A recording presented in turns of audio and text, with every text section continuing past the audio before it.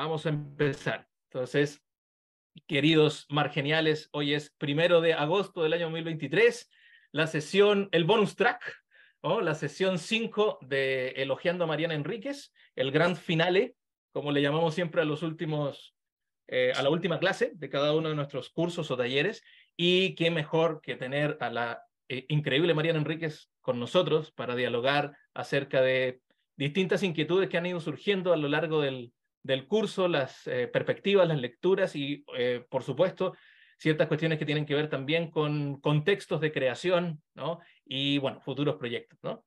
Y, bueno, me permito leer algo muy, muy breve para que arranque Pau con las primeras preguntas y luego, obviamente, micrófono abierto de lo que quieran dialogar con Mariana, ¿no? Antes de que iniciáramos este taller, el pasado 4 de julio, tuvimos la ilusión anticipada de contactar a Mariana para que nos acompañara como parte de la clausura de este taller, pero también como eje central de los festejos de segundo aniversario como espacio cultural. Para mí es un verdadero regalo contar con ella en este precioso sitio llamado Notas al Margen, aunque en realidad he de confesarles que como me gusta más dar que recibir presentes, la connotación de la presencia de Mariana como regalo tiene otros tintes. Como lo hemos venido dialogando a lo largo de estas 5 semanas, considero que sin duda es la mejor escritora viva en lengua castellana, dueña de una potencia narrativa fascinante que logra combinar lo más weird y lo más clásico del terror con una mirada aún de cronista, para detectar lo raro y lo inquietante en nuestras sociedades. No quiero alargar mucho más esta presentación porque hay peligros de fumar en la cama por demasiado tiempo y cosas que más que perder rescataremos en el fuego en esta, nuestra parte de noche mexicano, chileno, argentina. Querida Mariana Enríquez, te doy la bienvenida a la familia Notas al Margen y siéntete desde ya como parte integral de ella. Gracias por invitarme, un placer estar con ustedes en el cierre.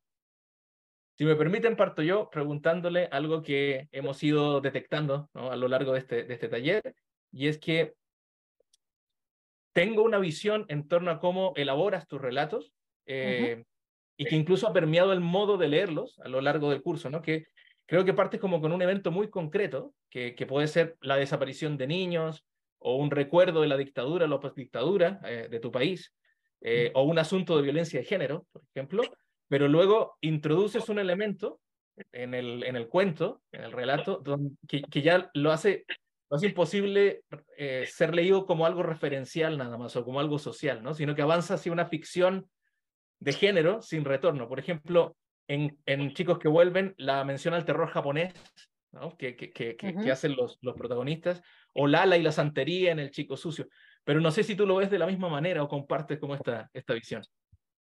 En general sí, en ocasiones es un hecho y en otras ocasiones es una imagen o una mezcla. En El Chico Sucio, por ejemplo, que es un ejemplo en el que confluyen las dos, digamos, una de las cosas, pero no vinieron una antes que la otra, o por lo menos no tengo ese recuerdo, pero como confluyeron. Una de las cosas es el crimen del chico que muere, que es asesinado en ese cuento, que es un crimen 100% real, solo que no ocurrió en ese barrio, sino que ocurrió en una provincia argentina al norte, muy, muy lejos de ahí. Y fue un crimen que tuvo bastante publicidad, primero porque fue el crimen de un niño, pero segundo porque fue un crimen narcomafioso, que no es algo que afortunadamente suceda mucho en Argentina. Entonces fue muy, o sea, estuvo todo el tiempo en los medios hasta que dejó de estarlo y desapareció, no misteriosamente, pero como suele pasar con esas cosas, ¿no? Un espanto un día y el otro, y después así tenemos miles y nos olvidamos, creo. Y lo otro era el barrio. Yo trabajaba en ese barrio, que es Constitución, y la sensación, era un barrio bastante peligroso, y la sensación de trabajar ahí para mí era muy, muy literaria. Además es un barrio con muchísima historia, porque fue un barrio aristocrático. En el cuento está, fue un barrio aristocrático y dejó de serlo a partir de una epidemia de fiebre amarilla donde todos los ricos se fueron. Y así quedó. Entonces eso a mí me daba como una idea muy de una de las cosas que a mí me gustan y que me gustan mucho de la ficción Guillert, que es la psicogeografía, ¿no? O sea, la idea de que una geografía hacia un barrio, lo que sea, conserva una especie de memoria como si fuese una persona. Entonces, como era la memoria de eso, ¿no? Como un lugar que era difícil difícil no sé, de recuperar de alguna manera, como un lugar que fue abandonado, que fue despreciado, no sé. Y eso mezclado con el crimen, de alguna manera dio el cuento. Lo que yo nunca sé bien del todo es por qué una cosa suele relacionarse con la otra, ¿no? En las cosas que perdimos en el fuego, por ejemplo, era la imagen, la primera imagen, que es la chica que pide dinero en el metro, en el subterráneo. Eso es, había una chica así, que pedía dinero en una de las líneas nosotros le decimos el subte, acá. Pero yo no sé qué le pasó a ella. O sea, eso se lo inventé, un poco irresponsablemente, pero bueno, la literatura es eso. No sé por qué estaba quemada. Pero su imagen era súper poderosa y era tal como está contada, era una mujer muy sensual. Y eso incomodaba muchísimo a la gente, muchísimo, o sea, resultaba insoportable. Creo que ella jugaba un poco con eso y a veces no, o sea, sencillamente era una mujer atractiva. Y, y al mismo tiempo de eso ocurrió un crimen de género donde un famoso en realidad, que no está no es el mismo caso que en el cuento, pero sí mató a su mujer de la misma manera, ¿no? La roció con alcohol y le incendió. Ahí es un poco más obvia la relación entre ambas cosas, pero no tanto, quiero decir, no necesariamente. Y después finalmente lo que ocurrió es que también en el libro pasa que hay dos personajes, la chica que pide dinero en el subte y el chico sucio que también pide dinero en el subte. Había muchos de esos chicos que pedían dinero en el subte. Entonces es una mezcla de observación con algún ambiente que en general me da una sensación así. Y después, una vez que tengo eso más o menos claro, ahí aparece la trama de terror. Porque no me interesa mucho personalmente contar estos hechos a mí desde el realismo. Me parece que se hace bien el que lo hace, que se hace mucho y que no es mi lenguaje, o sea, mi lenguaje es otro. Y la intención que tengo al escribir también es otra. Entonces, pero sí, empiezo en general de una confluencia, yo diría, de las dos cosas.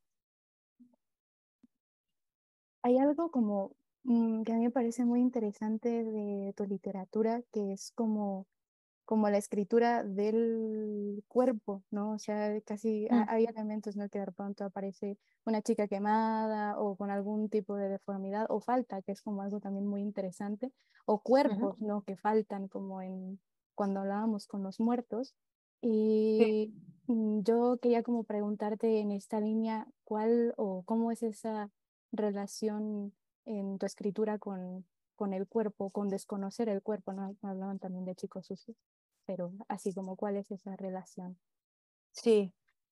Bueno, en primer lugar creo que es algo muy personal, arcaico, que tiene que ver con haber crecido en la dictadura argentina, que es una de las pocas, no sé si pocas, pero es una de las dictaduras que tuvo la particularidad de hacer desaparecer cuerpos. Entonces la ausencia del cuerpo y lo fantasmal de esa ausencia hace que, paradójicamente, después cuando hablo de los cuerpos, en general lo hago de una manera muy escatológica, como si tuviese que paliar esa ausencia con un cuerpo que se lastima, con un cuerpo que también tiene una ausencia que es muy evidente, quiero decir. Un cuerpo quemado, un cuerpo de una chica que se mutila, un cuerpo de una chica a la que le falta un brazo, em, también a partir de la sexualidad y el deseo, eso por un lado, ¿no? Como si me obligara a la presencia del cuerpo. Y después tiene que ver con que cuando yo aprendí a escribir terror, me enseñé a escribir terror, ¿no? Porque yo había leído muchísimo terror anglosajón, pero claramente no es lo mismo escribir terror ni en castellano ni desde América Latina, que es muy diferente en los contenidos y también los miedos que tenemos, que son otros. Em, yo empecé a escribir terror al mismo tiempo que empecé a escribir narradoras femeninas.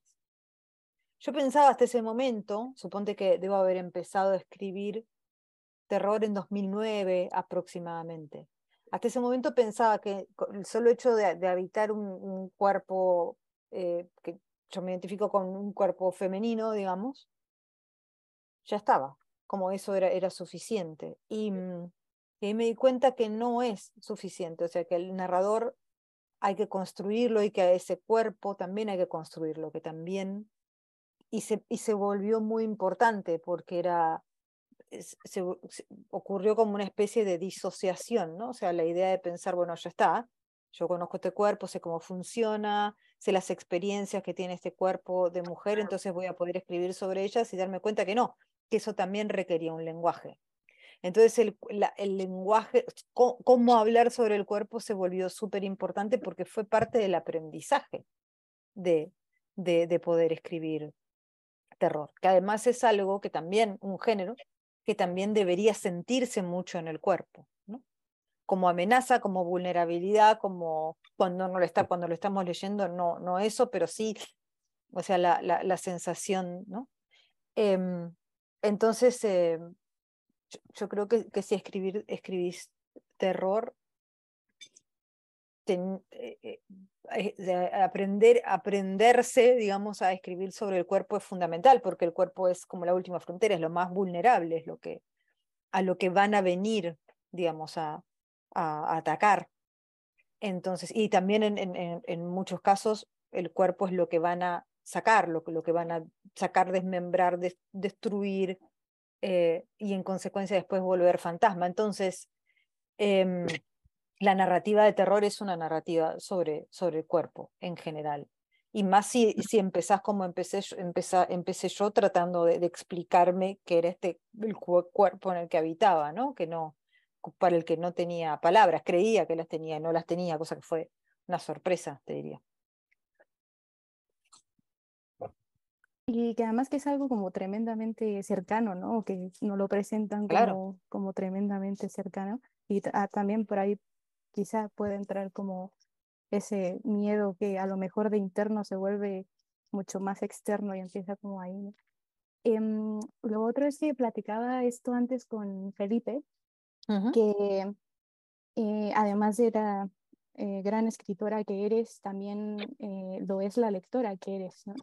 Y en alguna clase que diste comentabas que el estilo literario no se forja o construye, no me viene mejor palabra, ujú. escribiendo, sino leyendo, ¿no? Y en este sentido, ¿cómo ha sido también esa relación a lo mejor entre lectora, escritora y que a lo mejor ha derivado en un estilo literario, sea no de terror o realismo sucio, Sí, ¿no? Ujú. sí. No, yo creo que tengo un estilo además por la cierta combinación, que a mí me gusta mucho la poesía, entonces me interesa que algunos pasajes sean un poco líricos, a lo mejor en el medio de algo súper violento. Quiero decir, yo creo que hay algo ahí que es reconocible y que con el tiempo se va puliendo más, pero todo eso para mí lo aprendes leyendo a partir de lo que te gusta cuando lees y de lo que no te gusta, y luego tratar de aplicar eso que te gusta y lo que no te gusta, y descubrir que hay muchas cosas que no podés reproducir y otras que sí. Y ahí en esa búsqueda, digamos, va apareciendo el estilo propio. Yo no creo que... estoy bastante en contra de esto de tratar de no leer, por ejemplo, cuando alguien escribe, cuando uno escribe, por ejemplo, para no influenciarse y todo eso, creo que es al revés. Porque lo que creo es que indefectiblemente es algo que estés copiando conscientemente, digamos, ¿no? Si estás en una búsqueda real, una búsqueda de una escritura, una búsqueda de un lenguaje y eso. Em, Me parece que siempre lo que salga, digamos, lo que entra como lectura va a salir con tu voz, no hay manera. Y cada vez más. porque cuando uno más lee se pone más selectivo, aprende más. Es al contrario para mí. Para mí es cuando uno lee poco, todo le parece fantástico y sorprendente, entonces ahí es cuando ocurre el error y empieza a copiar, digamos, ¿no? Salvo que esto, que lo hagas conscientemente, que también es legítimo. Hay muchos textos escritos a la manera de, en el estilo de, que también que están muy bien y que después son muy personales en otro sentido.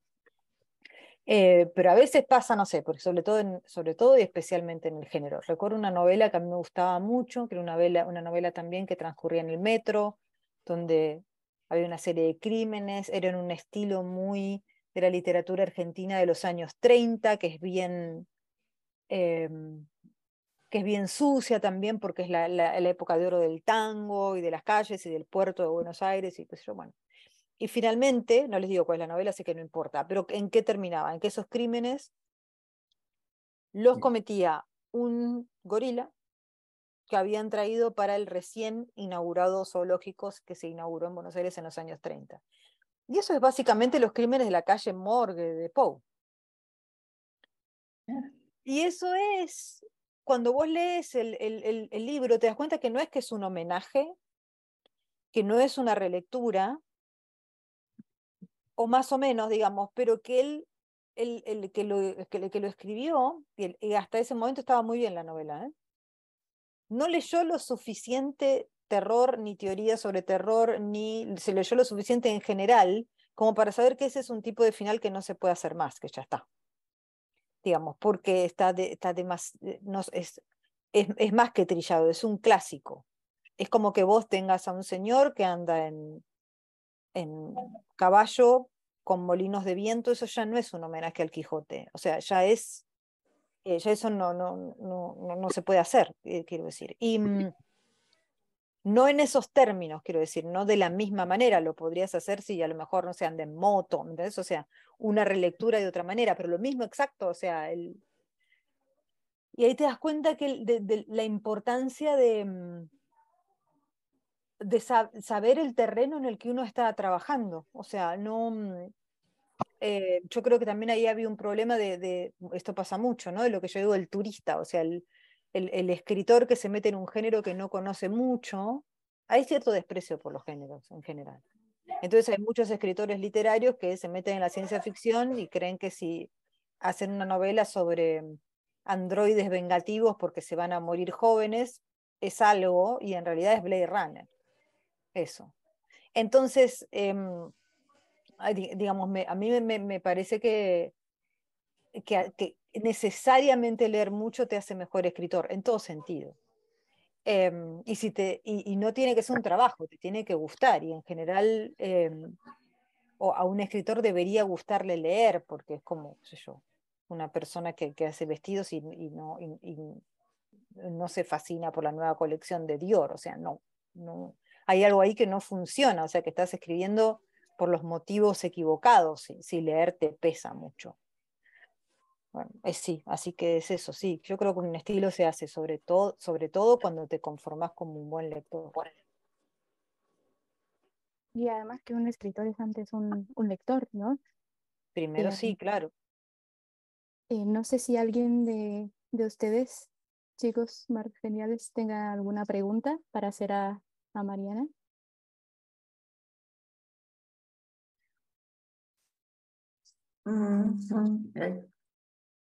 Sí, Lau. Ay, perdón, es que... Te escuchamos. Perdón. Te escuchamos. Bueno, ¿me oyen? No. Sí, te escuchamos. Perdón, es que estoy aquí en un lugar parecido a la casa del chico sucio y de repente no sé, se me va la señal. A mí me han causado estos cuentos bueno, primero muchas gracias por estar aquí, Mariana, la verdad es que... No, bueno, de nada. Es algo muy lindo tenerte aquí y después a mí estos cuentos de verdad me movieron mucho porque sí veo los miedos latinoamericanos. Tú dices que estas cosas no pasan tanto en Argentina a lo mejor, pero en México sí, a lo mejor no Claro. tanto, pero pero es algo que uno le da vueltas a sus propios miedos. Y yo quería preguntarte primero, tú, para ti, porque es un tema a lo mejor que personalmente me intriga, ¿qué es la maldad? ¿Qué es la maldad la maldad para ti? Y si tú relacionas siempre la maldad con la locura, que es algo como ya muy tópico, ¿no? Sí. No, en general no relaciono la maldad con la locura, sino al contrario, te diría. O sea, me parece que la maldad en nuestras sociedades en general la ejerce gente que está muy cuerda y que en general cree que tiene razón. La razón que sea, quiero decir, ¿no? O sea, desde la violencia política hasta la violencia criminal suele ser muy razonable, digamos, ¿no? O sea, me debes plata, te corto la cabeza. Vos podés decir, ¿es desproporcionado? Sí, pero eso es otra cosa. No quiere decir que no sea razonable, digamos. Claro, claro. Pero ¿no tiene que ver con la desigualdad latinoamericana eso? No. Yo creo que sí, muchísimo. O sea, creo que la desigualdad latinoamericana llevó a situaciones de violencia estructural en la mayoría de nuestros países, que llevó, incluso a mucha gente, me preguntabas por la maldad, bueno, a mucha gente, digamos, ejerciendo y ejercitando la maldad, las dos cosas, sin pensar que lo haría alguna vez, o por órdenes, o porque en sí misma la desigualdad es una forma malévola de construir una sociedad donde, digamos, ese tipo de el tipo de injusticia que pasa en nuestros países hace que necesariamente una persona que, por ejemplo, en Argentina, en México pasa lo mismo, que controle, no sé, territorios enormes y en consecuencia con eso pueda controlar todo lo que sucede ahí, pueda exportar y pueda, digamos, y esa persona vive como un rey mientras, qué sé yo, el 70% de la población vive en la pobreza. Entonces esa persona está en una situación, no importa si es bueno o malo con sus hijos, quiero decir. O sea, Claro. es una situación estructuralmente malévola, quiero decir, o sea, malsana, eso no, es insostenible. Entonces eso en general tiene una respuesta que suele ir por la violencia y que es muy difícil de juzgar, ¿no? Digo, es muy difícil de juzgar en el sentido de que, no sé, por ejemplo, yo conozco adolescentes, chicos, que, no sé, si consiguen un empleo, que es bastante difícil, van a ganar poquísimo dinero en una moneda devaluada, etc. En cambio, si van hacia el crimen o que puede ser en gran o mediana escala o lo que sea, o incluso las chicas tener una página de OnlyFans, ¿no? Que es una forma de prostitución también, que no me parece para nada mal lo que hagan ellas, pero sí ahí podés enfrentarte a situaciones de muchísima violencia y potencialmente de muchísima maldad de parte de la persona que está del otro lado, que en principio no sabés quién es, pero van a conseguir mucho más dinero así. ¿Cómo lo juzgamos eso si a toda esa gente no le estamos dando una visión de futuro? Y yo escribo desde ahí porque a mí también me pasó eso. Quiero decir, cuando yo tenía, no sé, 14, 15 años, Argentina ya era un desastre económico y no, lo que yo sentía y mi generación en general sentía era que no había salida y estábamos muy enojados, ¿no? Claro. Y entonces creo que también hay un poco de eso en los cuentos, o sea, muchísimo de enojo. Y ese enojo es nada, es bastante complicado de canalizar, digamos, la gente lo canaliza de maneras diferentes. Pero yo creo que sí, que en la violencia que vivimos hay maldad y que es una maldad que viene de una maldad anterior, que son las estructuras sociales absolutamente injustas y ya a esta altura lo que más frustración me da es casi imposible de resolver, digamos. Es como no se me ocurren formas rápidas de resolverlo, digamos, de todo lo que estamos acá, verlas resueltas. Y eso es como perspectiva y como forma de vivir es muy complejo. Y a mí me parece terrorífico. Por eso creo que escribo lo que escribo. Claro.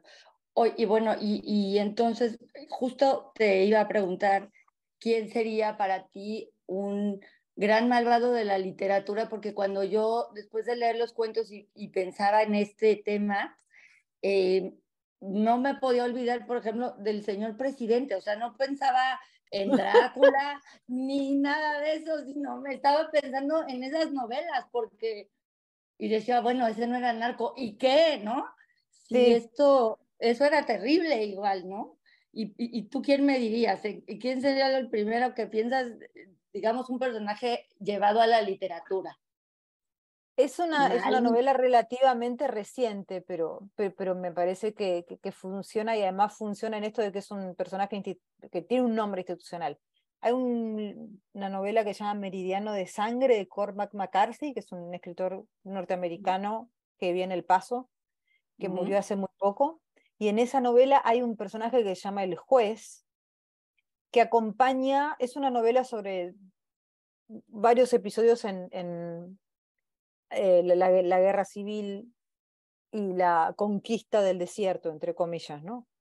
Y el juez es el que lleva o acompaña a los, a los gringos, básicamente, a que son cowboys y son delincuentes y son, bueno, en fin. Y ese personaje que es totalmente amoral, que disfruta de la violencia, que está enamorado de la violencia, es como una especie de encarnación de esa guerra, de ese paisaje, de ese robo de territorio. Es una encarnación del mal. Y se llama El Juez, no sé por qué, pero me parece muy inteligente que le haya puesto ese nombre, pues es como la nueva ley, ¿no? O sea, es como, Claro. es el que viene a dar la nueva ley, que es una ley feroz y que es una ley a la que no se le puede replicar y que implica el exterminio del más débil. Y él no tiene, o sea, no solo no tiene ningún momento de remordimiento, es un personaje sin arcos, está siempre igual. Y está siempre incitando a los demás a ser cada vez más crueles, porque la idea de él es casi una ética de la crueldad, es decir, cuanto más crueles seamos, más poderosos vamos a ser, cosa que además se verifica, quiero decir, después, ¿no? En el texto y en la realidad. Así que, sí, ese es una encarnación del mal, que es un monstruo más contemporáneo que estos monstruos tipo Drácula o lo que sea, que también cuando se leían en su momento tenían Claro. digamos, su reflejo de época. Pero hoy a mí es un ejemplo que me impresionó muchísimo. Hay muchos más, ¿no? Pero el primero que se me vino a la cabeza, digo, ¿quién me parece? Y además que me parece, por ejemplo, si yo pienso, nunca pueden adaptar esa novela. Y yo pienso, esa novela no se puede adaptar porque ese tipo no hay nadie que lo haga. O sea, tienen que revivir a Marlon Brando a lo mejor, ¿no? Porque es una figura así blakeana, o sea, es como una idea un arquetipo demasiado poderoso, quiero decir, ¿no? Como casi demoníaco en ese sentido. Pero lo que pasa no es nada demoníaco, o sea, no es nada místico, o sea, es absolutamente humano. Bueno, antes de continuar, vamos con Caro, Filip, ¿no? Vamos con ese orden de la gente que levantó la mano y lo que decía, por cortesía a Mariana, tengamos preparadas preguntas súper puntuales, lo que siempre le quisieron preguntar a Mariana y nunca se atrevió a hacerlo, como en la película de Woody Allen, ¿no? Ahora, nada más un comentario que me hiciste acordar a William Faulkner, ¿no? También, Pues, McCarthy viene de ahí, de Santuario Faulkner, exactamente. ¿no? O sea, los personajes como Bueno, él es malévolos, un clásico. potentísimos, ¿Cómo se ¿no? llama el de Absalón? Absalón, ese Eh, es otro de esos. sí, exacto. Ese es un Bueno, terrateniente, es otra época, ¿no? sin duda. Entonces es como un terrateniente, porque es otro momento, es un momento posterior histórico de la novela de McCarthy. Pero quiero decir, o sea, eso y casi siempre varones, ¿no? O sea, como la encarnación bien del dueño, porque es mucho eso, es muy el dueño o la ley. Así es. Bueno, Caro, adelante. Gracias. De nada. Gracias, Mariana. Mucho gusto. Quiero Hola. saber qué opinas, qué hay después de la muerte y si estamos rodeados de espíritus o existen los multiversos. Qué difícil. Yo no creo, yo soy bastante, no diría que soy atea porque no creo ser tan vanidosa, pero soy bastante agnóstica en el sentido de que no, que yo personalmente creo que no hay nada y espero que haya algo, digamos.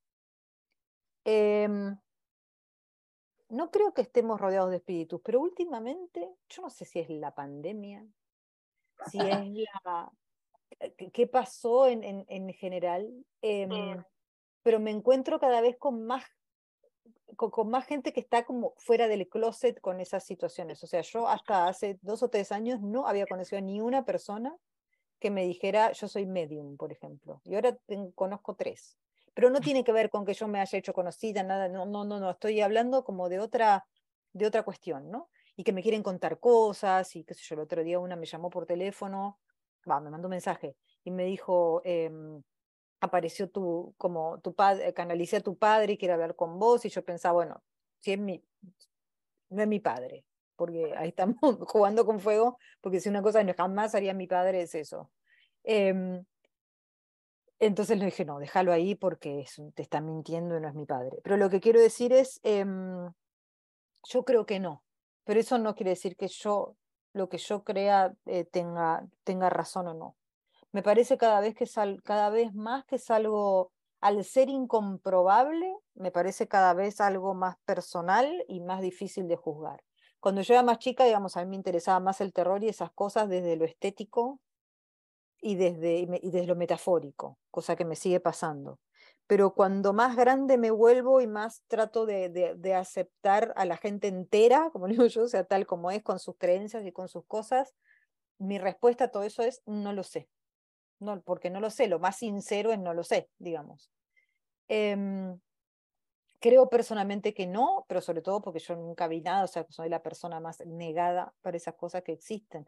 De que hay gente que entra a casa y dice, hay una energía, que no sé qué, yo digo, nada, o sea, no me doy cuenta de nada para nunca. Nunca. Entonces, me resulta muy difícil ser sincera en decir sí, yo creo, porque no es verdad. Pero cada vez estoy más aceptando que las creencias de los demás no necesariamente tienen que ser una fantasía o una mentira. ¿Y qué era la última parte de la pregunta? Que me olvidé. Pues más de lo mismo, de los multiversos. Lo que pasa es que estoy fascinada con nuestra parte de noche y quería saber Sí, cuál era tu opinión. Es una gran imaginación cuando sí. te mantiene, bueno, a mí me mantuvo sin soltar el libro. El tema de los multiversos o de los otros mundos en sí es algo que me parece más complejo, y no es que en lo que crea o no, pero sí creo que hay muchísimos fenómenos psicológicos que te permiten sí pensar en que quizá la realidad no sea algo tan concreto como lo que es. Y como digo, es que si tuviste la experiencia de alguna vez haber tomado alguna droga de alteración de los sentidos psicodélica, quiero decir, vos te das cuenta que hay cosas ahí que, ok, sí, la produce las drogas, pero son cosas realmente muy raras. En los momentos de grande dolor físico y psicológico, los pequeños fenómenos, por eso, por ejemplo, Gaspar es epiléptico en la película, porque el aura de la epilepsia, como yo tengo migraña, el aura de la migraña es algo absolutamente inexplicable. O sea, ¿qué es eso que sentís que después te da un dolor tan raro? Es muy, no sé. Y el déjà vu, por ejemplo, que a mí son las sensaciones que más miedo me dan, o sea, la sensación de ya haber vivido esto. Entonces ahí, lo mismo, no, yo no puedo decir que haya un multiverso, pero que sentí la sensación de estar cerca de otras realidades y no poder dar cuenta de ellos del todo, eso sí, me pasó alguna vez y varias veces, y un poco de esa sensación está en nuestra parte de noche, y después obviamente todo lo demás es imaginación, pero un poco está, o sea, esa idea de que podría haber otras vidas, ¿no? En la misma, es como esa sensación de cuando ves a alguien muy parecido a vos, incluso en la calle. Eso es rarísimo, es decir, no seré yo viviendo otra vida en otro lugar, con otra gente, digamos, a mí me pasó muchas veces. Y nada, eso, qué sé yo, me parece muy, muy hermoso como idea metafórica y literaria, pero como idea de otras realidades posibles, ahí, no sé. O sea, si existe digamos, un físico cuántico te puede decir que algo está vivo y muerto al mismo tiempo, ¿por qué no? Ahorita que hablaban sobre esto de la muerte en mundos paralelos, no sé por qué me acordé de un cortometraje, no llega ni un minuto, de David Cronenberg sobre su Ujú. propia muerte, ¿no? O sea, uno podría Ah, creer, sí. oh, es el maestro padre del body horror, entonces lo que vas a ver va a ser algo como relacionado con su filmografía, a lo mejor desde Crash hasta Crímenes del Futuro o algo así, y no, ¿no? O sea, nada No, más como que se acerca a su, como simulando la muerte y listo, ¿no? Pero que también habla de la muerte, mundos paralelos, fantasmas, personas, otras vidas, otros mundos, como barreras muy, que se hacen muy delgadas en la ficción, sí. ¿no? Y bueno, al mismo tiempo me hiciste pensar ahora, por ejemplo, en David Bowie, sus últimos 2 videos, Ujú. que los hace él teniendo conciencia de su muerte, de su está enfermo terminal. Y los dos, Lazarus y Black Star, son como dos. Uno es sobre la agonía, pero es una agonía muy, muy ahí liminal, quiero decir, ¿no? O sea, como de pasaje a otro lugar. Y Black Star quizás sea ese otro lugar al que pasa, donde incluso hay un astronauta muerto, que puede ser el astronauta desde que él cantó desde el principio. Yo le robé bastante en nuestra parte de noche ese video, pues me impresionó. Y, y sobre todo me impresionó que un artista en plena conciencia de lo que estaba pasando pudiese hacer eso, ¿no? Como, yo no, digamos, yo me estoy muriendo y con cáncer y con dolor no me pongo a hacer un disco, se lo juro. Pero me impresionó también como gesto eso. Pero sobre todo su idea de lo liminal es súper, no, es muy, muy, muy interesante. Querido Philip, creo que serías tú. Ok, bueno, te puedo decir de entrada que hemos estado como niños esperando la Navidad para abrir los juegos con esta sesión. Estamos muy contentos de tenerte. Gracias. Y la verdad, me ha interesado mucho tus libros, no te había leído antes del curso y me ha encantado. Lo noto muy diferente a lo que yo había leído y eso es lo que me ha gustado mucho, ¿no? Y la verdad, una de las cosas que tengo curiosidad, bueno, tengo 2 curiosidades. La primera tiene que ver con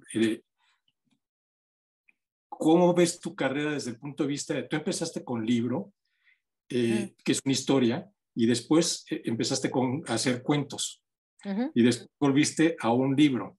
Entonces, tú hablas en entrevistas de que, bueno, de entrada de que tienes que buscar tu voz y que tú la tienes que ir encontrando a lo largo de tu carrera de escritor o de estar escribiendo. Sí. Pero también en uno hablas de cambiar y de buscar algo diferente, que con la gente que está escribiendo acaba sintiéndose encasillado y Sí. busca algo nuevo. Entonces, justamente es lo que me gustaría saber es qué es lo que tú ves para tu carrera de escritor a partir de hoy, en base a la historia que llevas y cómo la ves diferente. O sea, ¿qué sigue de Mariana? ¿Qué esperamos en los próximos libros de Mariana? Yo creo que por ahora va a ser un poco más de lo mismo, porque estoy contenta con lo que estoy haciendo, pero creo que va a haber un poco más de intercambio entre novelas y cuentos, porque empecé con novelas, que es como casi, mucha gente piensa que es lo más difícil empezar con una novela.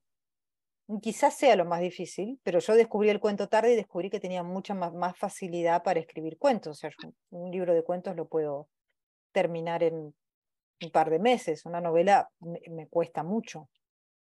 Y no necesariamente es así, te puedes encontrar con escritores que trabajan tanto los cuentos, que les cuesta tanto encontrar una idea que sea para un cuento, que no es lo mismo que una idea que sea para una novela. Yo tengo como una afinidad muy importante con el cuento corto, y yo creo que eso tiene que ver también con la tradición literaria argentina, que cuando vas a la escuela lees a Borges, lees a Cortázar, lees, o sea, es una tradición sobre todo de cuentos, Horacio Quiroga, es una Silvino Campo, es una tradición sobre todo de cuentistas, y es una forma, digamos, narrativa que aprendes cuando tenés, no sé, 10 años. Entonces me parece que pasa por ahí, pero yo no, cuando empecé a escribir tenía 17, 18 años, no lo había, no era tan articulada como para darme cuenta de una cosa así.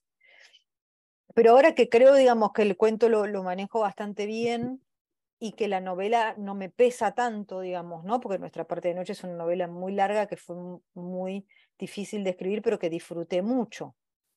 Entonces, creo que voy a dinamizar un poco más entre novelas y cuentos, ¿no? Porque hay como un periodo muy largo que solo escribí cuentos y después me dediqué a la novela, y ahora el año que viene sale un libro de cuentos, pero ya estoy escribiendo una novela. O sea, quiero decir, me parece que por suerte estoy en un momento donde puedo intercambiar ambas cosas, y creo que también es bastante diferente mi escritura, digamos, y lo que hago en cuentos y novela. Los cuentos suelen, o los que escribí hasta ahora, a los que no leyeron Nuestra parte de noche no les digo demasiado sobre eso, pero suelen ser mucho más realistas, entre comillas, aunque el terror es súper brutal y todo lo demás. Las situaciones de las que surgen en general son situaciones bastante realistas. Nuestra parte de noche es una novela mucho más esotérica, que trabaja muchísimo más con esto, con ideas más teóricas del multiverso, que trabaja muchísimo con magia, que trabaja mucho con creencias populares latinoamericanas, que trabaja, o sea, que es es menos crónica, aunque incluye crónica, ¿eh? O sea, tiene momentos así como hiperrealistas, pero parte desde otro lugar. Yo diría que es más metafórica incluso. Y me parece que ese formato lo tengo que todavía pulir. Es algo que fui descubriendo, ¿no? Y lo tengo que todavía pulir, para bien o para mal, porque a veces cuando no está tan pulido es mejor. Pero yo necesito trabajarlo un poco más para encontrarle bien ese gusto, y después veré. Pero todavía en este momento estoy como transicionando en eso, ¿no? O sea, como no estoy en un momento nuevo, sino más bien estoy en un momento de transición. ¿Qué pasa? Que cuando sacas una novela como Nuestra parte de noche, tiene 700 páginas, yo entiendo que al lector le parece, bueno, como el ladrillo definitivo. Para mí fue un principio, como al revés la sensación, ¿no? O sea, en vez de ser un cierre, fue como una novela, y bueno, a ver qué más puedo experimentar con la novela desde ahora, pues esta es como mi novela argentino ocultista sobre el poder y sobre la relación padre-hijo y qué sé yo, y ahora no tengo ganas de tanto de escribir sobre eso, sino tengo ganas de escribir sobre algo un poco más sutil, o sea, trabajar un poco con fantasmas, con una realidad que no sea tan realista, digamos, ¿no? Que se corra un poco del aquí y ahora. Entonces, bueno, veremos, estoy un poco en eso. Estaremos esperando. Gracias. Antes de darte la palabra, no sé si me escuchan bien. Hola. Yo sí. Ok. Sale que estoy como en la casa Usher, con una conexión muy Estamos mala. todos. Exactamente. Bueno, estamos todos, como bien dices, en la casa Usher, no salimos de ahí. Antes de darte la palabra, Adi, nada más, fíjate qué interesante lo que comentas, justo como para darle una perspectiva diversa al taller que vamos a tener en septiembre de Nuestra parte de noche, porque regularmente yo lo anunciaba como esa novela, como algo culminante, es decir, un río en donde todo lo demás, digamos, llegaba, ¿no? Y si estás diciéndolo como algo que va a detonar más cosas, bueno, va a estar increíble, y vamos a verlo como una suerte de cruce, más que un punto de llegada, ¿no? Claro, sí, para mí sí. O sea, de hecho ahora voy a publicar un libro de cuentos, y es parecido y diferente a los otros cuentos, pero yo veo más una continuidad y una búsqueda por ahí, que un cierre radical y pasar a otra cosa. No está pasando eso para nada. Ahí me diste vuelta toda la, la Bueno, impresión que yo tenía. Bueno, pues Adri, tenés... adelante. Gracias. Mariana, muchas gracias por tu tiempo No, de y qué nada. gusto. Sí, es emocionante conocerte porque, Gracias. bueno, lo primero es que me parece brutal cómo le permites en tus relatos a lo monstruoso, ¿no? Irrumpir. Pero es esta monstruosidad que surge de la pobreza, que surge del abandono sistémico, de la violencia o la contaminación del agua, ¿no? Pensando ahí Sí, bajo el agua negra. sí, Y me parece brutal cómo bordeas entre el centro y la marginalidad y dándole juego, dándole voz a ambas partes, ¿no? El privilegio y lo marginal. Y lo otro es que me identifico mucho contigo cuando hablas y gozas leyendo literatura anglosajona, ¿no? Y eso me lleva a preguntarte, ¿cuándo te diste cuenta tú como escritora que podías ¿no? leer al tío Stephen King, a Clive sí. Barker, disfrutarlos y después, ¿verdad?, escribir así brutalmente sobre lo latinoamericano o sobre lo argentino, ¿no? Desde tu cancha, con tus jugadores o con ¿no? Sí, a tu ritmo. ¿Cuándo sí. fue que te diste cuenta de eso? Creo que me di cuenta con ellos en particular y con otros escritores, especialmente de Estados Unidos, que ellos, a diferencia de nosotros, lo digo generalizando, porque no pasa a todos los mismos países ni en nada, pero ellos escriben sin ningún tipo de prejuicio y sin ningún tipo de de pensarlo dos veces acerca de su país. O sea, es como, listo. Y eso un poco tiene que ver con que sí, que está claro, son imperiales, entonces hay como algo estético que todo el mundo va a compartir. Pero al mismo tiempo, pensaba yo, ni Clive Barker, ni Stephen King, ni Shirley Jackson, ni ninguno de ellos me parecía nunca como autores ellos mismos, gente que esté hablando desde una posición de hegemonía, sino que sencillamente estaba hablando de lo que conocían, que es su sociedad. Entonces yo dije, ¿por qué no vamos a hablar nosotros también de la misma manera de nuestra sociedad? Bueno, no hablamos nosotros de la misma manera de nuestra sociedad por lo que estabas diciendo hoy, porque la mayoría de la literatura latinoamericana se concibe en el privilegio. Ahora eso cambió un poco, pero si uno piensa hace 30 años atrás, el 80% de los escritores eran ricos, varones y blancos. En todos nuestros países, digamos, ¿no? O sea, si uno tiene que pensar hace 30 o 40 años atrás, un escritor, pensemos así como los grandes escritores de todos los países, Mario Vargas Llosa, ¿no? Jorge Luis Borges, Adolfo Bioy Casares. Uno puede decir, bueno, sí, en Argentina hay más inmigración. Mentira, o sea, sí hay, pero lo que quiero decir es no importa, o sea, un escritor debería poder salir de cualquier lugar. Adolfo de Casares como la persona más rubia del planeta Tierra.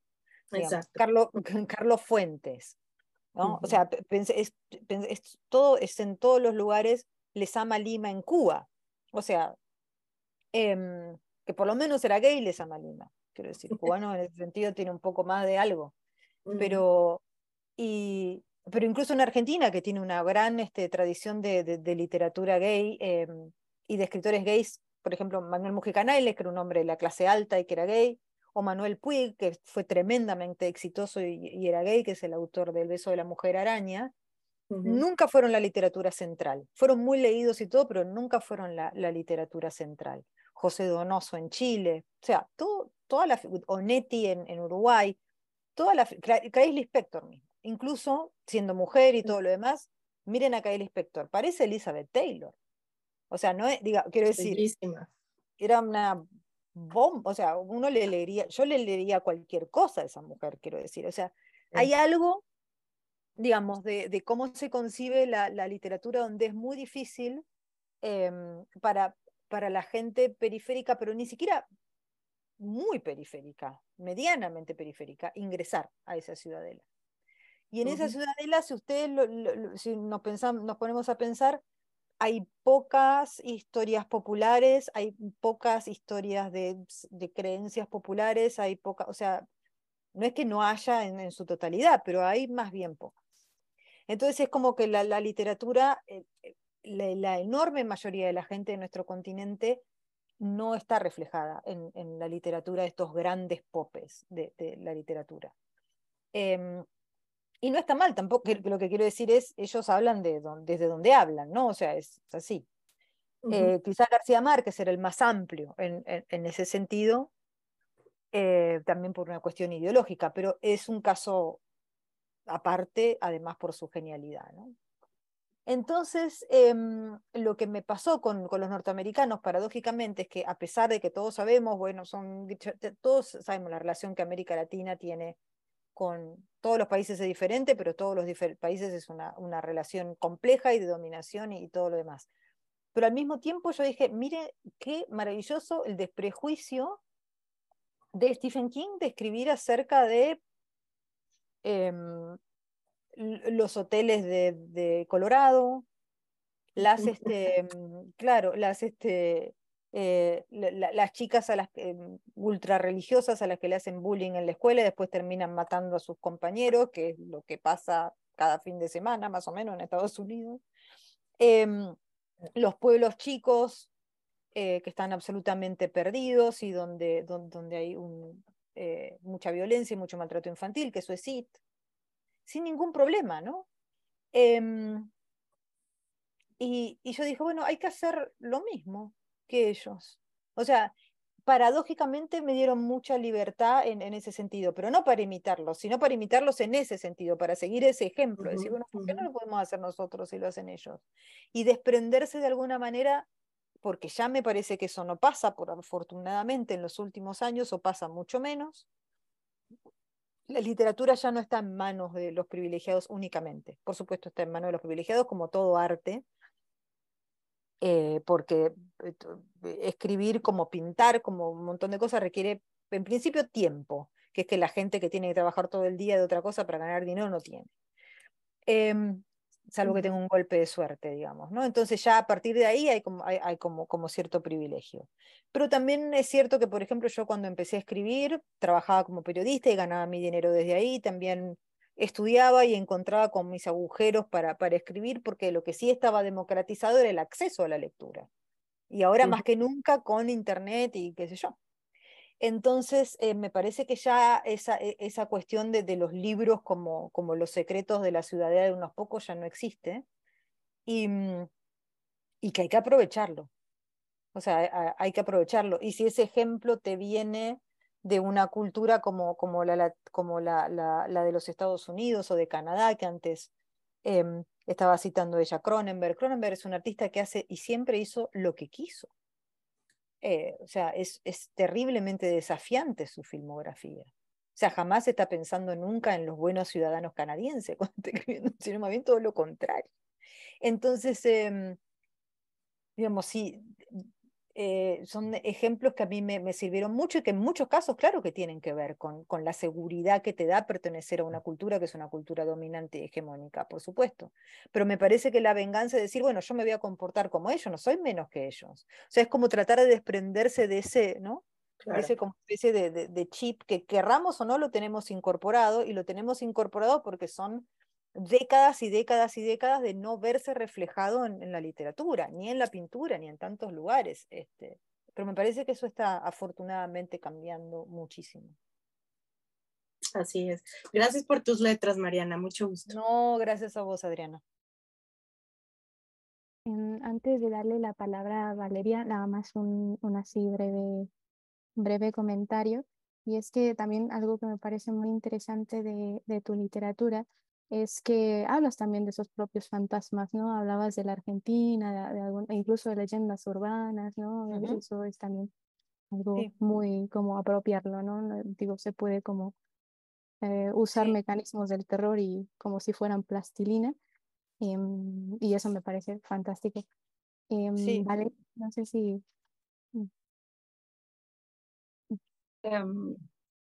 Pues no, mucho gusto, Mariana. Yo la verdad es que quiero, pues, más que una pregunta, quiero decirte que me parece increíble cómo pues, todas estas historias de terror que como latinoamericana pues queda, o sea, realmente me parecen terroríficas porque quedan muy cerca de casa, ¿no? Son temas que sí me dan, o sea, me dan más miedo, no sé, que el Yeti, Sí, ¿no? claro.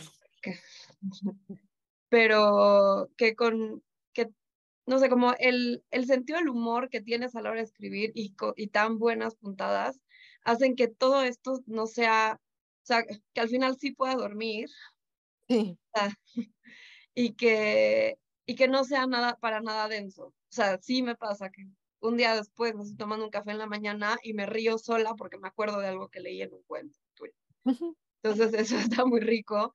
Y nada, la verdad es que no tengo ninguna pregunta. Quiero oír las No, preguntas que siempre le lo, quisimos lo, hacer a Mariana que preparó Felipe. lo Pero que te muchas puedo decir es que para mí el humor en general es fundamental y que es muy serio, ¿no? O sea, el humor te ayuda mucho a descomprimir situaciones, ¿no? Yo siempre lo sentí así. Y a verle como el ridículo a las situaciones y de alguna manera también perderle el miedo. Así que para mí es muy importante y agradezco que te hayas dado cuenta, porque mucha gente cree que soy súper seria y como no, para nada. No, ese humor cruza tu literatura, sobre todo creo que los cuentos de las cosas que perdimos en el juego, ahí se siente más Sí. presente, ¿no? Y ahora que te escuchaba hablar antes de dar la palabra a Isa, creo que es Isa la que viene, ¿no? Digo, a ti el rock latino no es de tus preferidos, pero un No. compatriota tuyo decía justamente yo lo vinculo con los escritores de tu generación, ¿no? Que Sí. decía, desprejuiciados son los que vendrán y los que están ya no me importan más. Eso yo creo que en parte lo podemos aplicar a la nueva narrativa argentina, ¿no? Charlie, Sí, puede ser. ¿Quién dijo Fabián eso? Pues yo los Casa, conozco a Luciano todos. Lambert y qué sé yo, ¿no? Exactamente, ¿no? Y el tema de Stephen King, nosotros hicimos un taller, de hecho, Sí, el año pasado, y justo el propósito, lo hicimos con dos profesoras, Pau entre ellas, que era quitar el prejuicio. Es decir, por supuesto que es un escritor que lee muy bien qué es lo que va a querer, ¿no? Su lector, sí, pero es un gran escritor dentro de todo. O sea, sí, un escritor tremendamente potente y un escritor que además de imponer un universo, que siempre lo he pensado, o sea, un gran artista impone un universo al universo que nosotros vemos todos los días, ¿no? sí, Tuerce el terror, ¿no? Hacia otro lado. Entonces, como que además de ser, para aludir a Lovecraft, un aire frío, un aire liberador también, ¿no? sí, Darnos cuenta de Lovecraft, perdón, de Stephen King y de que tú vienes de ahí, ¿no? sí, También lo comentábamos en el taller. Bueno, Bolaño decía que la literatura argentina era la pesada, ¿no? La literatura pesada y de cierta forma ese aliviane que le das tú a la literatura argentina lo hace plenamente delicioso, ¿no? Entonces, gracias. bueno, Yo de Isa, Stephen por King favor. realmente creo, ahora te escucho, Isa, que hay tres cosas que él hace muy bien y que es para tener muy en cuenta como escritor. Primero, construye personajes como muy pocos, o sea, sus personajes son absolutamente inolvidables, o sea, realmente. Segundo, yo casi diría que no es un escritor, ya es un mitólogo, en ese sentido como Lovecraft, o sea, hay cosas que él hizo como escritor que nadie, no sé, yo tengo una remera con el tapizado de la, de la, ¿cómo se llama? De la alfombra del hotel Overlook, por ejemplo. O sea, y todo el mundo que me ve con eso me dice, ah, El Resplandor, quiero decir, ni siquiera, no es su novela, pero no importa, quiero decir, todo el mundo es un poco más que un escritor. Y luego es un hombre que está equivocado o no, a veces, sobre todo ahora que es grande, que bueno, es un hombre de 75 años que hace años que no vive en el mundo, quiero decir. Pero trata de estar muy sintonizado con lo social, que en Estados Unidos, como sabemos, no es ningún paraíso, digamos, ¿no? Y que un señor con ese nivel de aislamiento, si querés, porque esté tan atento a eso, le esté tomando tanto el pulso a su sociedad, a su edad, cuando podría estar escribiendo cualquier cosa. Y a mí me parece muy, muy interesante, más allá de que te guste su estilo o no, quiero decir, como figura, como figura que está de un escritor que está vivo, me parece muy impactante que sostenga eso, cuando podría, o sea, ¿cuánto hace que podría no trabajar? Quiero decir.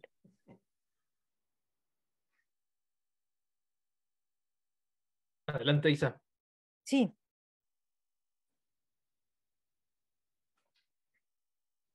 No se oye. No te escucho, no sé Estás por en qué. mute. Ahora sí. ¿Estás en mute? ¿No? No, no te oímos. No. Ok. Bueno, Emma, adelante.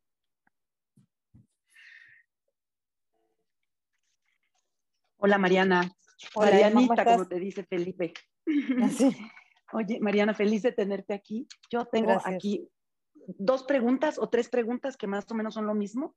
¿Cuál es tu intención al escribir? ¿Qué buscas en tu lector? Y si buscas algo, no sé si escribes para ti, no sé si escribes todo lo que tú traes dentro o te das de alguna manera a quien te va a leer.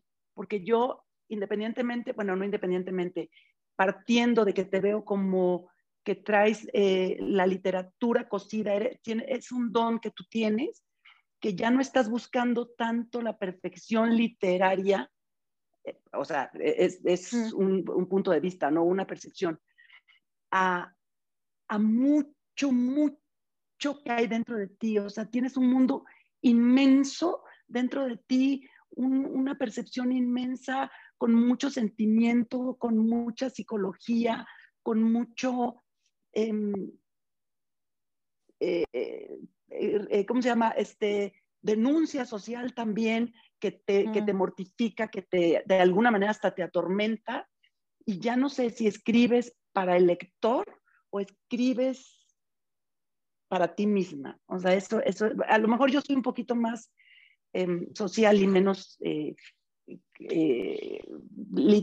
vaya, no veo tanto la Sí. literatura como lo que me da más a mí como enseñanza de alguna forma, quitando un poco las formas literarias, Sí, ¿no? entiendo, entiendo. A ver, yo es que la verdad, como para ser absolutamente sincera y sobre todo con lectores, yo escribo para mí. Y escribo sobre las cosas que me obsesionan a mí. Lo que fui encontrando con los años es que muchas de esas cosas son compartidas, cosa que no me extraña, porque si uno está un poco, o las cosas que lo obsesionan, o tiene una cierta antena conectada con lo que pasa fuera de la casa y de los libros, etcétera. Y si además las influencias que tiene no son solo libros, sino también es cine, y también es internet, y también es, digamos, otro montón de cosas más plebeyas, digamos.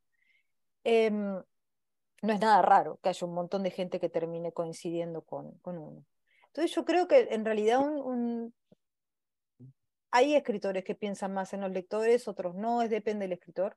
Pero a mí, en mi experiencia, digamos, personal, yo lo que hago es escribir desde mi mundo, después lo comparto, y si en ese compartir, digamos, empieza a haber coincidencias o lecturas o cuestiones, bueno, bienvenido sea, quiero decir, pero no sabría escribir para el lector, primero porque me parece un poco vanidoso presumir que yo puedo saber lo que quiere un lector. Un caso es, Stephen King es otro caso, porque Stephen King sí lo puede saber porque tiene un lector determinado que espera determinadas cosas, pero yo como lectora de Stephen King también incluso. Hay un Stephen King más social que me gusta muchísimo, hay un Stephen King medio satírico que me gusta menos, hay un Stephen King policial que me parece que es bastante flojo. Lo que quiero decir es, a mí no me tiene capturada en todo. Quiero decir, hay una parte que es la parte que a mí me interesa.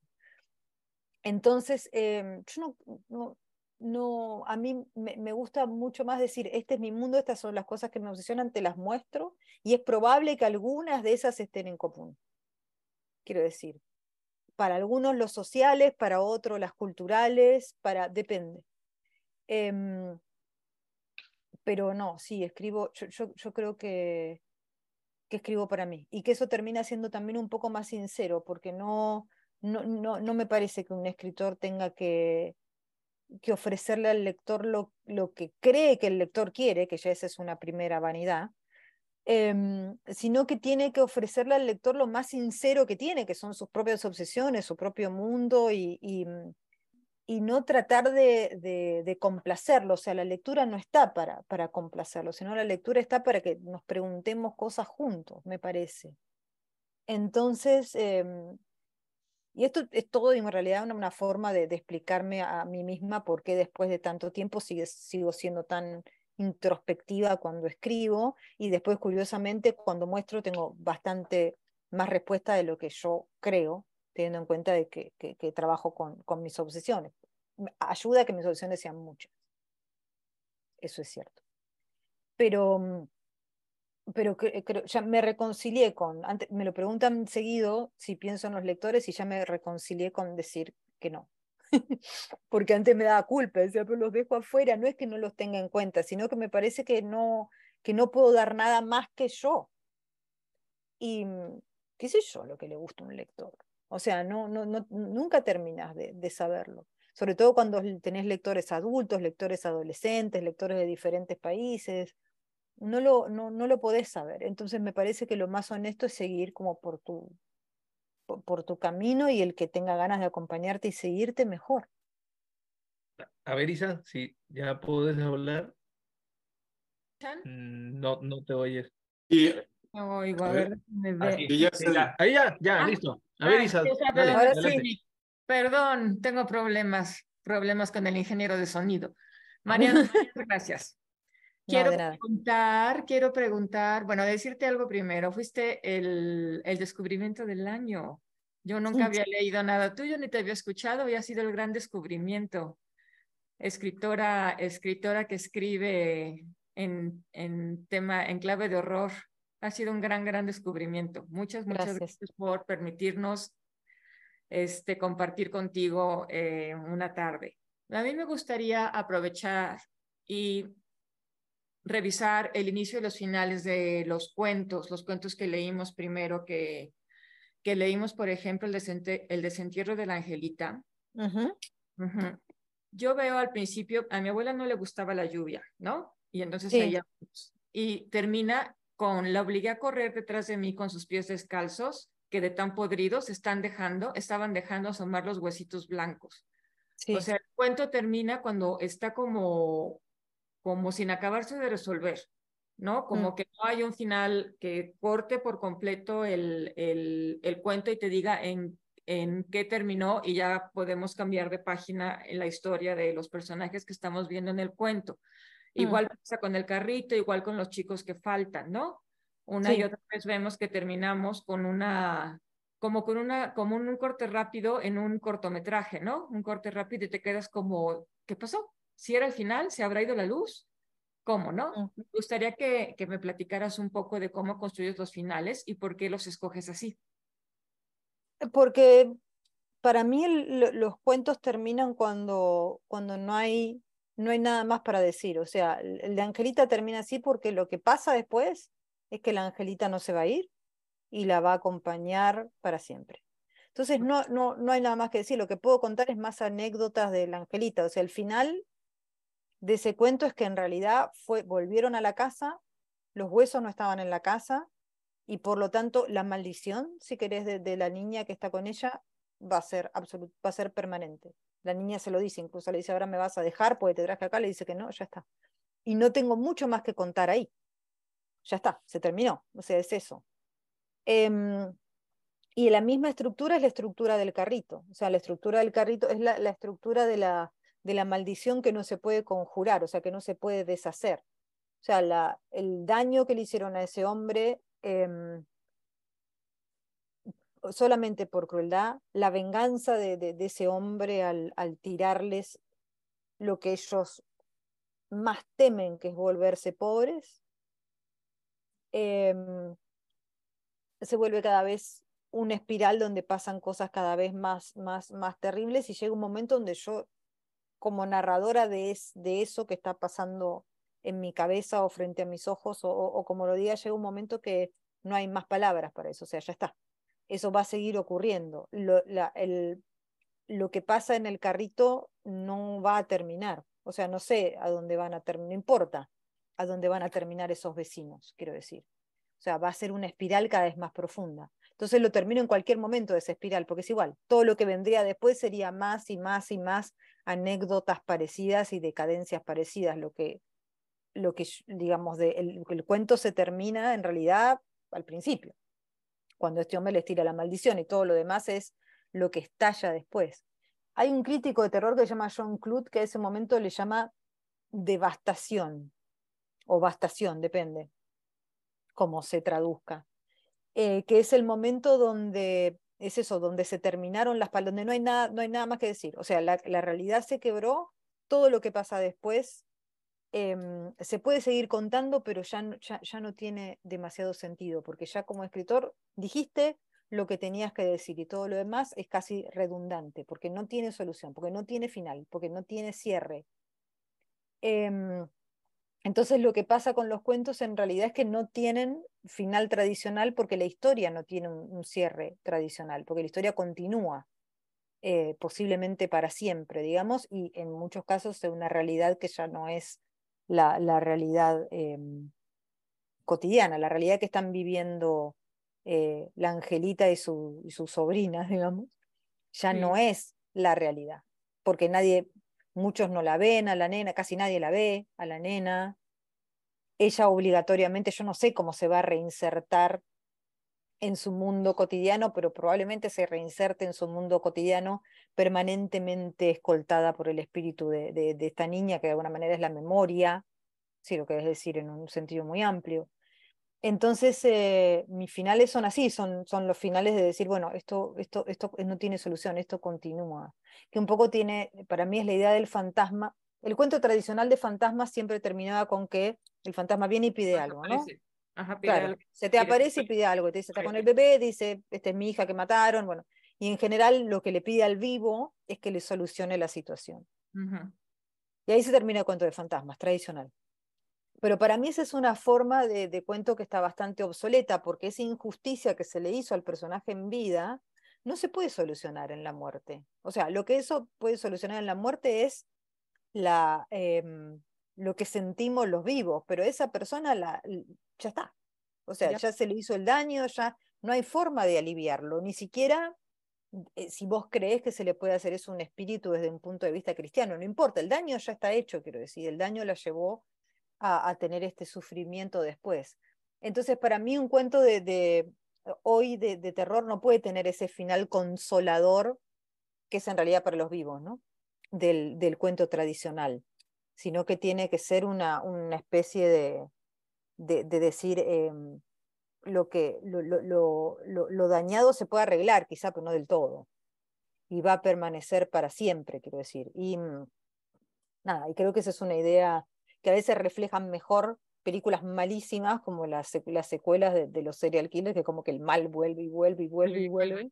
Y no acabamos nunca, ¿no? Y siempre se mueren todos y volvemos y volvemos a empezar. Y yo como si fuese siempre, es totalmente vulgar, digamos, todas esas sagas, pero al mismo tiempo creo que tocan en algo que es como viste, siempre matan jóvenes y siempre matan chicas, ¿no? Como el sacrificio perpetuo de las nuevas generaciones. Hay algo ahí que es mucho más inteligente de lo que parece, pero creo que fue por casualidad. Ok, muy claro, clarísimo, Leche. Muchísimas gracias. Gracias. Bueno, las personas que no han preguntado, para tampoco abusar el tiempo de Mariana, si quieren hacer las preguntas, pues levanten la mano. Bueno, antes de darle la palabra a Carmen, nada más para ti, Carmen, ¿no? Una bienvenida aquí a la familia de Notas al Margen, y la verdad esperamos que te animes a tomar el taller de nuestra parte de noche y el taller de terror que viene, ¿no? Entonces, adelante, Carmen, lo que quieras. Muchísimas gracias, Felipe, y a Carolina por invitarme, a Mariana por esta oportunidad tan maravillosa, Mariana. Yo quería de verdad felicitarte por tu obra, por la novela, que de verdad fue fascinante porque hay constantes desplazamientos de la ficción a la realidad, de la realidad a la ficción, y no sé si decirte que, digamos, creas una atmósfera muy gótica, ¿no? Muy Byron, del siglo XIX, muy, quizás un poco Emile Brontë, si me atrevo a decir. Sí. Quizá, y es muy interesante como incursiones en el tema del rock, ¿no? Todo esto muy, muy británico, del rock británico, ¿no? Yo quería hacerte una pregunta. Creas en los textos una atmósfera muy interesante. Está el tema de la casa, los círculos, el mal, ¿no? Y yo lo veo un poco el mal desde el poder, ¿no? Más que el mal o desigualdad, sino desde el poder, el cementerio, ¿no? El onírico. Y sin embargo, sutilmente incorporas momentos de la realidad, en este caso argentina, y la realidad incluso un detalle muy interesante en nuestra parte de noche, que es el caso de esta niña que se hunde, ¿no? En este terrible deslave, ¿no? En Colombia, ¿no? Que se entierra en vida, ¿no? Entonces, esto tan sobrenatural que pasa dentro de tus historias hace que también haga que la realidad, la historia en sí, la historia real, sea tan sobrenatural como la misma ficción. Te pregunto, ¿hay una necesidad de tu parte de jugar o de no distinguir o de hacer una fusión entre la historia per se contada tuya, la ficción, y la realidad que puede ser mucho más gótica que la misma ficción que tú creas? Sí. Mi idea, sobre todo en la novela, en los cuentos también está, pasa que en la novela creo que queda un poco más claro, es tratar de construir un mundo donde todo esté igualmente como en el mismo nivel de, si querés decir, puede ser de gótico o de ese clima o de esa atmósfera totalmente encantada, entre comillas. Entonces el mundo ese tiene que ser un mundo donde pueda haber, por ejemplo, relaciones adolescentes absolutamente convencionales en muchos sentidos, de un chico que es hijo de un medium que se comunica con un dios que no tiene forma y que cuando lo tocas te corta. Lo que quiero decir con esto es, para poder hacer funcionar esas dos cosas en una misma narrativa, yo tengo que construir un mundo que sea un mundo donde todo esté de alguna manera en ese mismo en ese mismo canal, quiero decir. Entonces la historia de Omaira, que es una historia real, de una niña que le pasó eso en Colombia y que yo vi por televisión, como mucha gente, no lo vean, pero está en YouTube, y se pasaba en Argentina se pasó por televisión como si fuese por capítulos, ¿no? La chica tardó 2 años o 3, 2 años, 2 días o 3 en morirse, yo me lo acuerdo como años se ve. De alguna manera es un anticipo después de la desaparición de Adela. Lo que quiero decir es como una especie de realidad ominosa, quizá más terrible que después la realidad de la ficción, pero que sirve como advertencia. Después hay otra parte de la novela que es una parte donde es una crónica periodística sobre una mujer que va a una fosa común a investigar, y nada de eso es cierto, pero todo podría serlo. O sea, quiero decir, no existe ese pueblo, no existe esa fosa común, no existe ese ritual de los parientes de los muertos que están en esa fosa común, no existe esa periodista, nada de eso existe, pero podría existir, porque hay fosas comunes en América Latina, hay periodistas que la investigan, hay familiares de muertos que hacen rituales, no digo rituales macabros, sino rituales de consolación y de estar cerca de esos muertos, etc. Y hay pueblos perdidos, como ese pueblo perdido en la selva, donde se produjeron grandes masacres y donde van antropólogos forenses a buscarlos. Quiero decir, todo eso ocurre, pero el caso puntual de la novela no es cierto en términos de realidad, está inventado. Entonces eso es una manera, para mí fue una manera de jugar con todos elementos de una realidad que yo además como periodista conozco muy bien, e incorporarlas casi sin modificación, salvo que son de ficción, en esta narrativa, digamos, ¿no? Con la verosimilitud, entre comillas, que te da el periodismo, o sea, esa autoridad de verdad, de decirte esto que estoy contando, es verdad que te da el periodismo. Porque una situación de una fosa común en un pueblo donde hay un montón de huesos que es absolutamente gótico, quiero decir. Entonces, para mí lo interesante es digamos, hacer dialogar esas dos realidades, porque la ficción tiene su propia, no, de realidad no, pero tiene su propia verdad.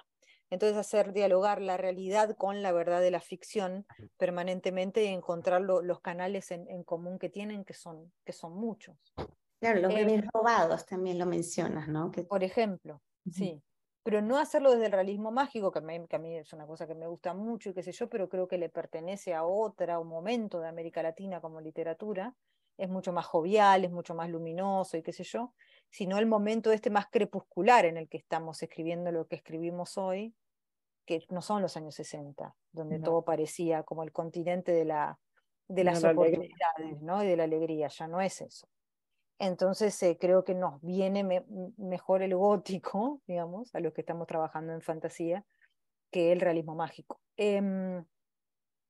Que además, por otra parte, es apenas una definición de mercado, pero no importa. Lo que quiero decir es que, más allá de que sea una definición de mercado, sí tiene que ver con un estado de ánimo, digamos. Y el estado de ánimo de la realidad y de la literatura ahora se parece mucho más al gótico, ¿no? O sea, todo un mundo que está contaminado por esa cuestión, digamos, que también tenía el romanticismo de crepuscular, ¿no? De tormentosa, tenebrosa.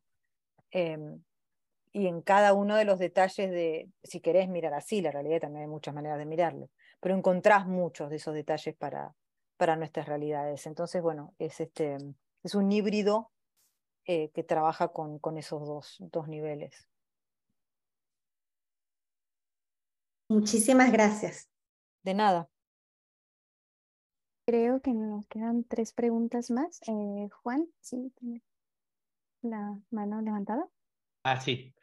Sí, muy rápido, para no robarte mucho tiempo. De esto, en el curso hemos estado viendo muchísimos autores increíbles, que a mí siempre, como yo no soy escritor, ni lo seré nunca, porque no tengo ni el talento, ni el tiempo, ni nada para hacerlo, pero hicimos el del Ulises de James Joyce, el de Cortázar, de Borges, el de Lovecraft, el de Roberto Bolaños, de los Detectives Salvajes, y cada vez que yo leía las obras, particularmente pasó con el del Ulises y con el de los Detectives Salvajes, Sí. yo diría, si yo fuera escritor, me gustaría haber escrito esto, que hizo esto, ¿no? Se me hacen Sí, obras. a mí también. Bueno, pues te voy a decir, cuando leí tu libro, el primero que leímos, yo sé, hemos hablado mucho de los cuentos y esto, pero el de Alguien camina sobre tu tumba, dije, es un libro que a mí me hubiera gustado escribir, parece una idea magnífica, y con esto que comentas de yo muchas cosas de las que comentas en las entrevistas y de lo que he leído de tu libro, algunas coincido, otras no, pero coincido en algún par de obsesiones. Una, tengo cierta obsesión también con el Petis orejudo, pero desde que oí la historia en Ushuaia me pareció increíble y me puse a leer mucho de eso, pero mi obsesión con los panteones, los cementerios. Cuando voy y viajo me gusta ir a los cementerios, mucho. Entonces este libro que hiciste me pareció increíble y mi pregunta va en relación con eso. En el epílogo pones algunos panteones que te gustaría visitar. A lo mejor ya visitaste algunos después de que escribiste este libro. Y mi pregunta va en el sentido, es doble la pregunta. Triple, son muy, muy rápidas. La primera, creo que mi obsesión por los cementerios es porque en el fondo le tengo mucho miedo a la muerte, porque también creo que no hay nada después. Segundo, y quería oír tu opinión si le tienes miedo a la muerte, pero la pregunta es, ¿eventualmente vamos a poder ver Alguien camina sobre tu tumba 2? Y la tercera pregunta es, si eventualmente lo haces, tengo 2 o 3 buenas sugerencias de panteones, y además del de Glasneville de Dublín y y el municipal de Punta Arena, que son dos que me han impresionado mucho. Sí. En México hay uno, digo, más allá del asunto del Día de Muertos, que lo comentas ahí en el libro, pero hay uno que yo visité y me impresionó mucho y me dio mucho miedo, que es el cementerio de los narcos en Culiacán, Sinaloa. Vi fotos, pero no, obviamente no lo... Eso es impresionante. Yo, ahí sí no te recomiendo ir de noche, yo sí fui de día, porque ahí sí hay un peligro real, pero sí es apabullante. O sea, la gente que está ahí metida abajo, que sí era terrible. Sí. Lo que está arriba también todavía hay mucho, mucho vivo, ¿no? Pero bueno, esas eran mis tres preguntas. Si le tienes miedo a la muerte, si vamos a ver la segunda parte algún día de alguien camina sobre tu tumba y algunas sugerencias adicionales a las del epílogo, ¿no? Sí, sí, le tengo miedo a la muerte. Es como una forma O sea, también le tengo miedo a la muerte y a la enfermedad y me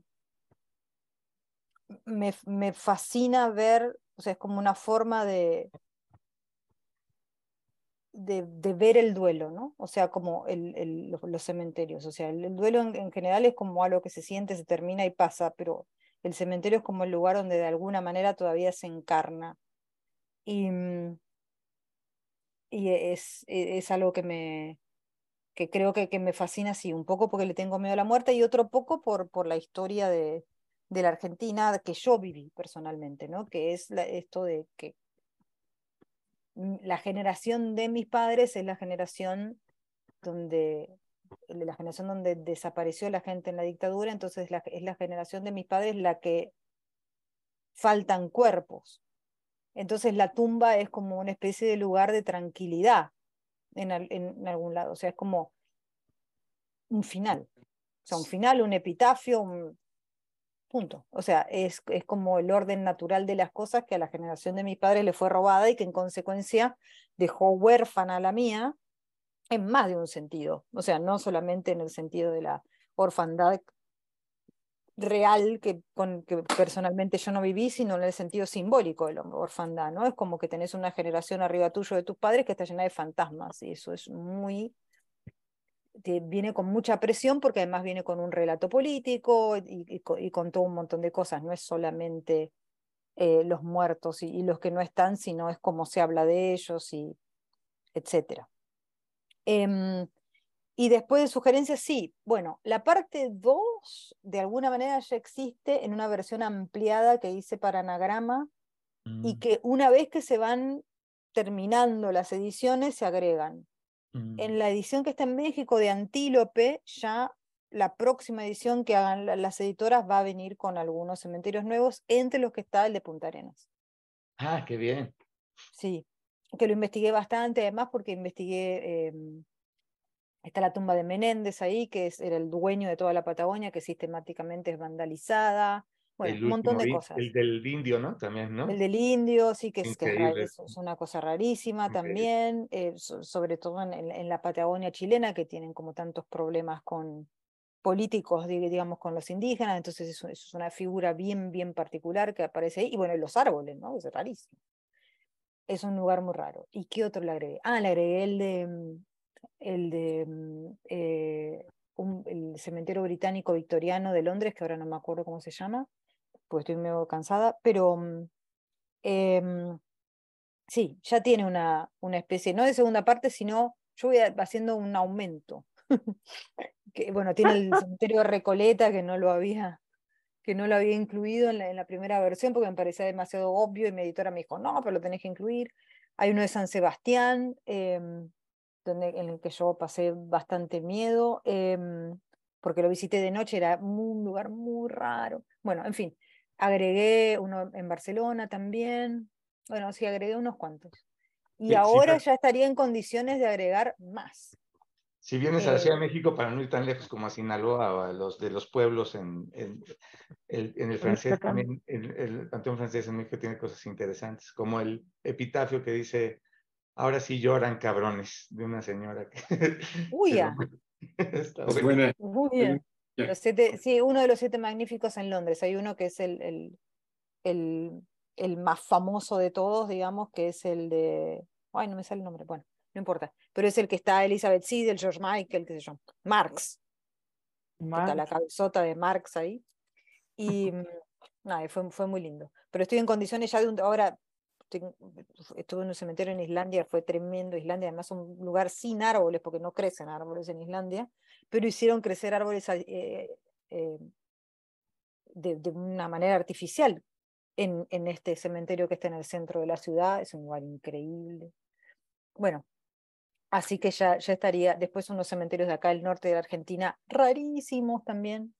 Así que ya estaría en condiciones de tener un agregado más. Pero la idea es que el libro siga hasta que algún editor diga, bueno, no podemos más, tiene 3000 páginas. Tu libro de arena, todo escritor tiene un libro de arena, ¿no? Sí, esa es la idea. Bueno, ya son más de las 10 de la noche en Argentina, entonces si quieres, Philippe, y ya hacemos el cierre de nuestro taller y bueno, de nuestra entrevista con Mariana. Bueno, Philippe, si quieres muy breve y ya hacemos el cierre. Bueno, tengo, antes que hacer la pregunta, una petición, un favor, Mariana. Sí. ¿Me puedes saludar a François? ¿A François? Sí, claro, lo tengo allá. Después, ahora cuando voy a comer, lo saludo. De Philippe a François, que charlen después. Exacto. Mi pregunta va un poco similar a lo que Ana estaba hablando, y tiene que ver con la narración. Tú hablaste de una narración femenina, y que es un estilo.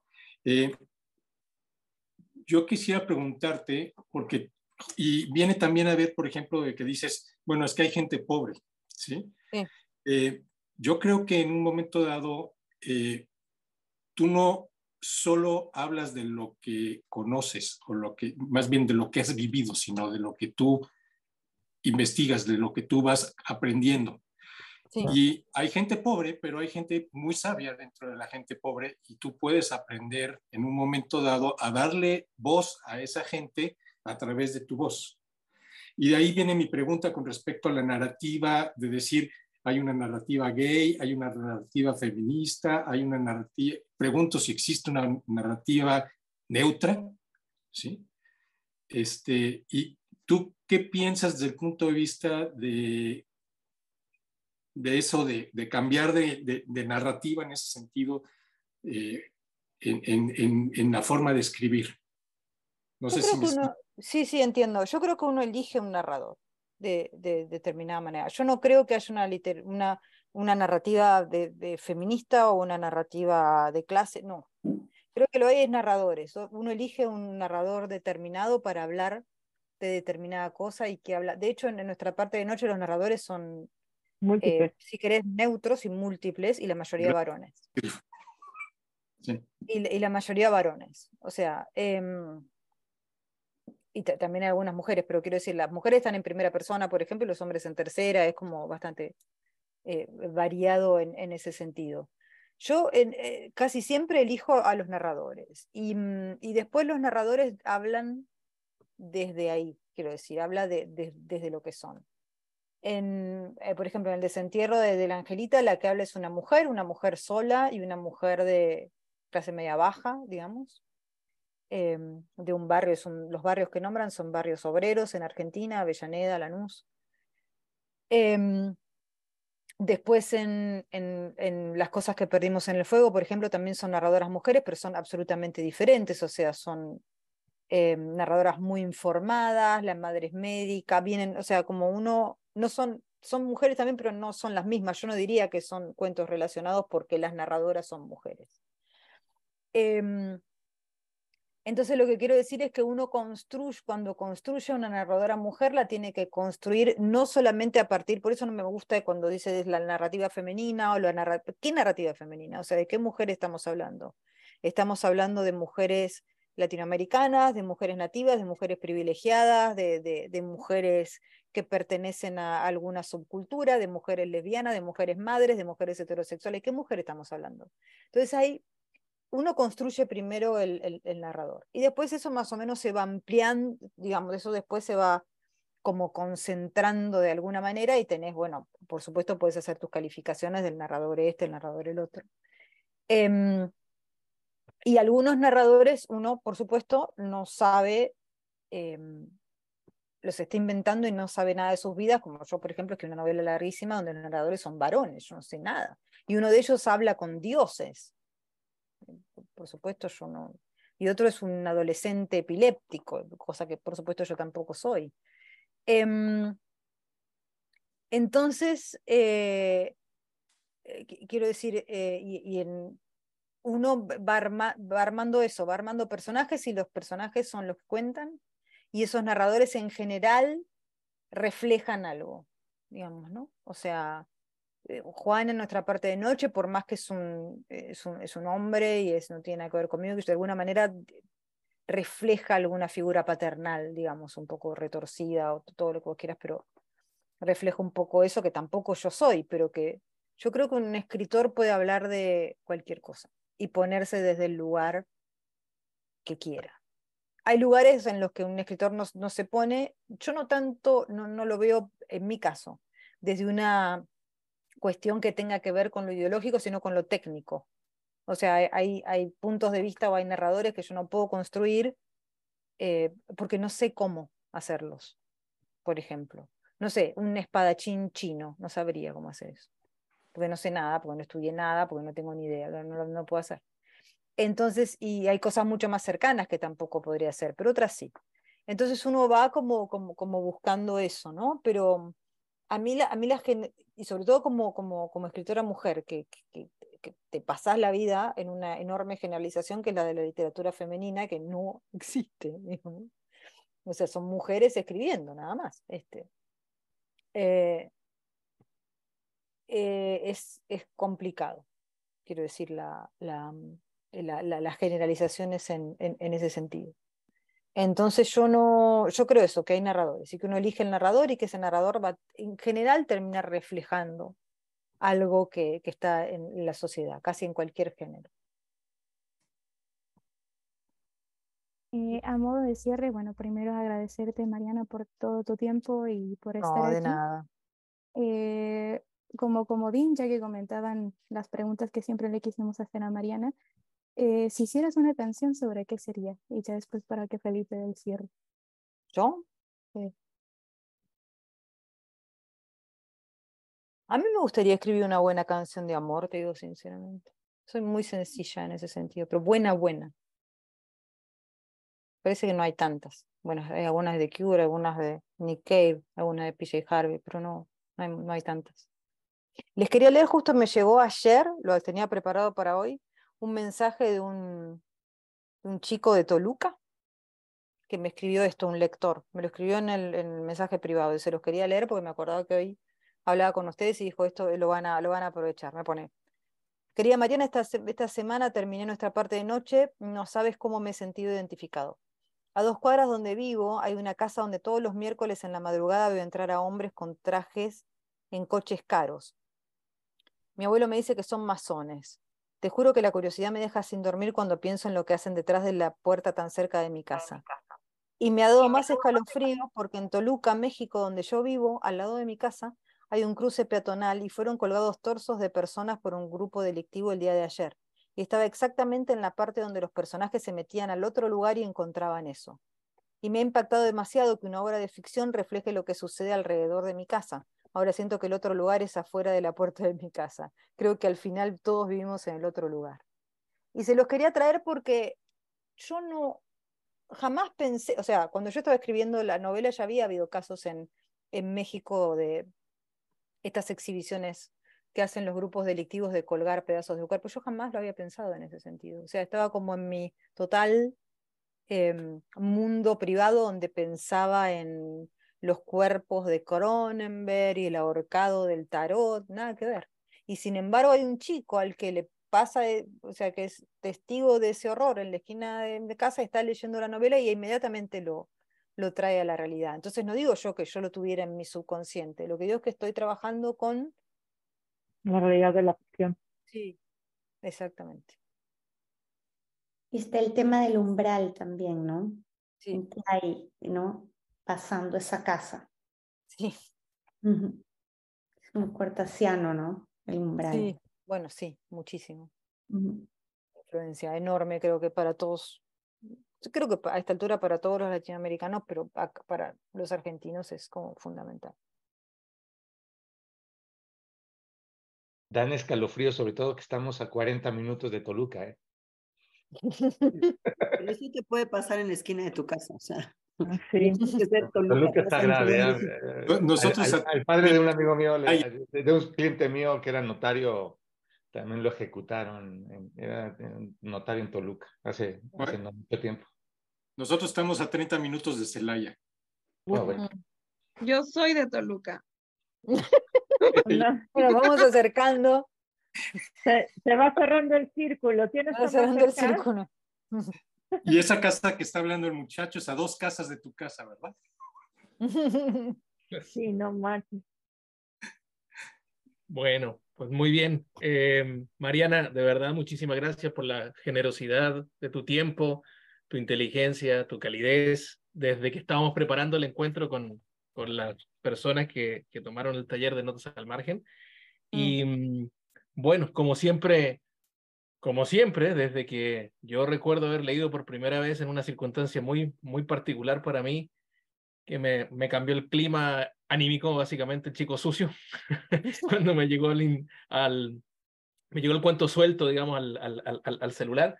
Hasta el día de hoy siempre haces eso, ¿no? Rompes esquemas, expectativas, visiones, etc.